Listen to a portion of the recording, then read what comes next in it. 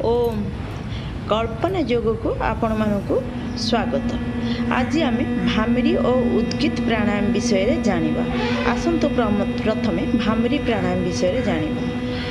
बुढ़ा आंगुली दुईटी को दुई कान रे देई बंद करिबा आउ तीन मझी आंगुली को आखिरे दबा आउ 20 आंगुली को कपाल रे दबा।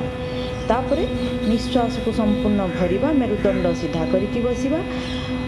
पाटी बंद करके ओम उच्चारण करके धीरे धीरे धीरे धीरे निश्वास को छाड़िबा। मन भितर ओम उच्चारण करिबा। भमरर जेमती गुणगुण आवाज सेमती बाहरिबो। धीरे धीरे करके बारंबार 5 मिनिट पर्यंत आम यही प्राणायाम को करिबा। 5 मिनिट रे आम 10 रु 12 थर आम करि परिबा। प्रत्येक दिन ये प्राणायाम करने द्वारा मन शांत रुहे। शरीर जी सुस्थ रहा दरकार ताठारु मन सुस्थ रहा अधिक आवश्यक। एकाग्रता बढ़े, मन शांत रुहे। मन विचलित थिले मध्य बहुत शांत आराम मिले। आ बीपी, ठंडा, कानजनित समस्या ए सबरु मध्य सहजरे मुक्ति मिल जाए। तापरे आसंतु शुणी शिखिबा उद्गित प्राणायाम। उद्गित प्राणायाम रे मेरुदंड सीधा करके बसिबे। लंबा निश्वास नेबे। आखि बंद करिवे। एकाग्रता सहित ओम उच्चारण करके निश्वास को छाड़िबे।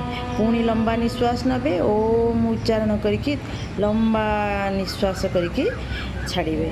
यही प्राणायाम को मध्य 5 मिनिट पर्यंत आम करिपरिबा। यही दुईटी प्राणायाम कले मन संपूर्ण मन सुस्थ रुहे। मनर एकाग्रता बढ़ी थाए।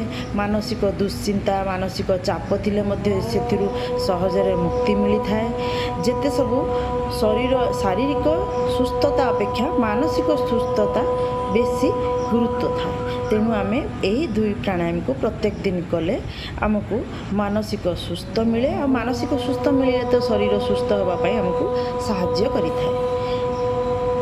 यही दुईटी प्रत्येक दिन अभ्यास करने द्वारा स्मृति शक्ति खूब शीघ्र बढ़ी थाए। जहाँ सहज आम भूली जाती छोट छोट जिनस धीरे धीरे सेटा आमर रिकवर हो जाए। स्मरण शक्तिटा आमर बहुत शीघ्र बढ़ी थाए। जदि आपन को भल लगिला ताले लाइक, शेयर और सब्सक्राइब निश्चय करिवे।